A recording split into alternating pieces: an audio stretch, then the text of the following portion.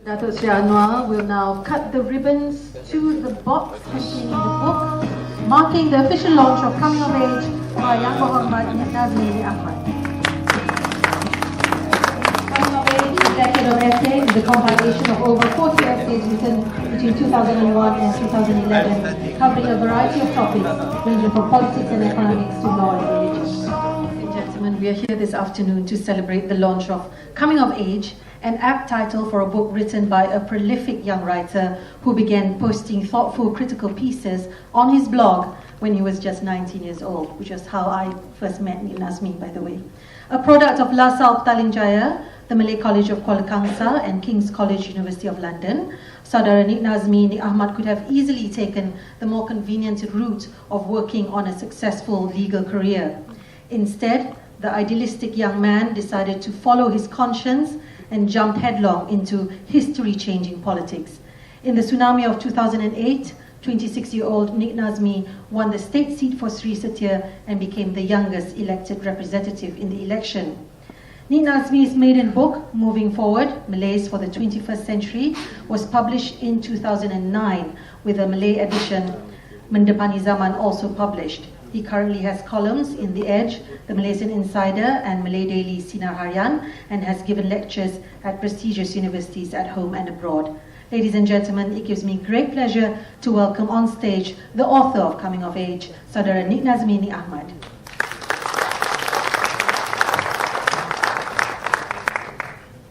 Pertama sekali saya ingin melahirkan penghargaan saya kepada semua yang hadir ke pelancaran buku Coming of Age pada petang ini. Hari Ahad bukanlah hari yang terbaik. Kalau ahli politik dia kena balik kawasan. Orang biasa mungkin dia nak berehat di rumah, tetapi ini satu-satunya tarikh Datuk Seri Anwar yang saya dapat. Jadi walaupun bangunan asal tempat patutnya dijalankan program ini meletup, saya teruskan juga dengan tarikh yang ditetapkan dan diberikan oleh pejabat Datuk Seri Anwar. Kepada Datuk Seri Anwar dan pimpinan lain, izinkan saya untuk berucap dalam bahasa Inggeris. Alhamdulillah, we are gathered here today for the launch of my second book, Coming of Age, a Decade of Essays, 2001 to 2011. As I'm sure most of you are aware, this event was supposed to take place in Empire Hotel, Subang, which suffered an explosion a few days ago, and the police have assured me that the explosion had nothing to do with any conspiracy to prevent today's event. Among two of my favorite current books are Outliers by Malcolm Gladwell and Bounds by Matthew Syed. Gladwell popularizes the idea of the 10,000-hour rule, where greatness comes from 10,000 hours of practice, whether it was the Beatles, Bill Gates or Mozart. Referring to himself, Gladwell said that as a writer, it took him 10 years to meet the 10,000-hour rule from, in his own words, a basket case to an expert writer. Yet after 10 years since I first wrote serious pieces, I was neither a basket case nor am I now an expert writer. On a more serious note, I consider myself to always first and foremost be a servant of God and a student of life to this very day. Thanks to my family, I have been taught to enjoy reading since I was very young. This was, of course, the pre-computer age. These were slower and simpler times. No internet, no Facebook and no iPad. I was lucky I was born a few years early. Life for me meant opening dusty 20-year-old encyclopedias. But while the habit of reading stayed with me, I was never content to merely be a reader. Publishing Coming of Age is a personally meaningful event, perhaps in many ways more so than my first book, as it chronicles the two biggest passions of my life, writing and politics. Writing allows me to put my thoughts on issues on paper as I digest the information at hand and engage in a conversation with society. Politics allows me to actually turn my thoughts and writings into action on the ground. This might seem straightforward, but in reality, it hardly ever is.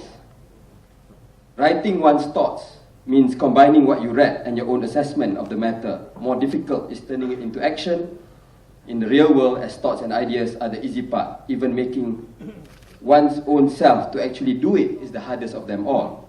As a great Muslim scholar, Imam Ghazali told his student, "My dear beloved son, it is very easy to give this advice to all the people in the whole world, but it is difficult to act upon it oneself. It is because those in whose hearts the pleasures of the world and following their own desires dominate, they find the advice and guidance bitter. That is why politics is both the art of the possible and the impossible. Rooted in the imperfect reality of things, politics does not need to fit neat academic theories. Hence, it is the art of the possible. But what use are theories if we cannot put it into reality? But I believe that we should strive to be touched, in the words of Abraham Lincoln, by the better angels of our nature. Hence, the art of the impossible. Even when theories are put into reality, we should make our ideals as the benchmark. Compare, I'm sorry to go into politics, but compare the poll-driven, politically calculating maneuvering that seems to be a hallmark of the Najib Razak administration today, with the historical understanding that Keadilan PAS and DAP has forged since the heady days of Reformasi in 1998, when I became truly interested in politics. Ladies and gentlemen, 10 years on, my life has changed dramatically. Not only am I putting on weight and have a receding hairline, I've also come a long way from being an A-level student on a GLC scholarship, who was behind his parents' and sponsors' back doing work for the party. I am now a state assemblyman, as well as the party's national communications director. I have to thank the leadership, in particular Datuk Sri Anwar Ibrahim, for his faith, first in offering me an escape from my GLC job. Tan Sri Khalid, Yang Mahbubat Tan Sri Khalid Ibrahim is here with us for the event. Selamat datang, Tan Sri. I have to thank the leadership, I have to thank the leadership, in particular Datuk Sri Anwar, for his faith, first in offering me an escape from my GLC job, and secondly, for trusting me to run his office in 2006, when I just had a 10 months working experience in the real world at the bottom of the corporate food chain. This culminated in me being asked to run in Sri Setia in the 12th general elections. Again, I was honoured by Datuk Sri's faith in me that led me to being the youngest candidate to win in the historic 2008 elections. And now that Tan Sri is here, just in time, Tan Sri Khalid did not waste time by, on the 9th of March 2008, offering me to work for him immediately when we just formed our state government. The rest, they say, is history. The faith that Pakatan, in particular Keadilan, has shown to the youth is something that is reassuring for Malaysia's future. I am not an exception, but the rule. Several of the party's political bureau members, which is a meeting of the most senior leaders every week, are in their early 30s or even their late 20s. I am not even the youngest Supreme Council member of the party. This is of course not unprecedented. Early in Malaysia's history, the Kesatuan Melayu Muda and the left-wing Putra, or even the right-wing UMNO, now that we are debating about our independence, had room for the young to play important roles. But today, in most parties, the young are not allowed to think, functioning merely as cheerleaders, or those who do the most mundane political jobs. But as an advice to any aspiring politicians, you do have to do the mundane political jobs when you are the youngest in the party. I have been granted opportunities many could only dream in a lifetime.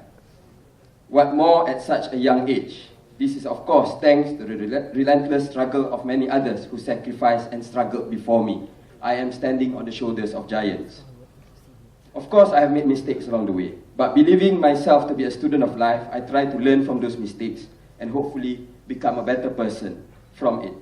Nevertheless, I would say that the core faith and passion that drove me to writing and politics 10 years ago remains the same. As John F. Kennedy once wrote, we should compromise on issues, but not principles. I'm glad to say, reading my idealistic and at times earnest essays at the beginning of my journey, I'm able to look at myself in the mirror and sleep well at night and say that I still hold faithfully to those beliefs and strive to make it a reality. Ladies and gentlemen, it goes to show how far Malaysian politics have evolved in the past decade to go through the issues I raised a decade ago. Non-racial affirmative action, the need for political parties to occupy the radical middle ground, and the continuous role of religion, particularly Islam, in Malaysian politics are now broadly accepted in the political mainstream. Even some BN politicians, at least in rhetoric, and at least some of the time, are saying the same things.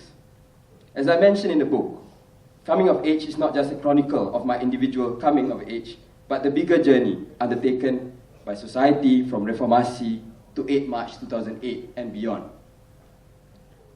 I remember how a decade ago, when I said that keadilan's appeal mainly lies in it being a truly democratic multiracial party. Many were sympathetic to my idealism, but felt that I was being naive, that Malaysia will never be ready for such a party. The easier path for me was not to be a lawyer, because I was never interested in law after 1 year of law school.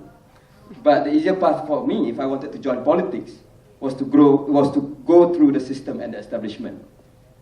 But as my politics have always been influenced by my faith, Islam, and personally, since I read Malcolm X's autobiography, I've always been convinced that Islam's strength is its strong stand against racism. I could see no other option. When I read the stories of our earlier pejuang-pejuang merdeka, people like Dr. Burhanuddin Al-Hilmi and the rest, it further confirms my faith on the need for multiracial politics. Now I believe Malaysia is truly at a crossroads between moving forward to a more inclusive future or a Malaysia stuck in the past politics of divide and rule. The choice is ours, and the choice is for ours to make. I hope to be able to continue this journey, hopefully for a long time, and the struggle in the years to come by holding true to my faith and principles, inshallah. Every time I complain about how busy it is being a politician, or how it affords me no life, or how tiring it is. I was in Terengganu on Friday to open the Kemaman Mesyuarat Agong. Last night I was speaking at Tapah. This morning I ran 10 kilometers in a constituency run and hardly had any sleep. But then I see Datuk Sri Anwar's schedule and being far younger than him, then I cannot complain. To those who made it to the book launch today, thank you. Family members, friends, teachers, staunch supporters, comrades in the struggle, I am able to be here today because of all of you. Your presence have been especially meaningful to me. Sekian, terima kasih.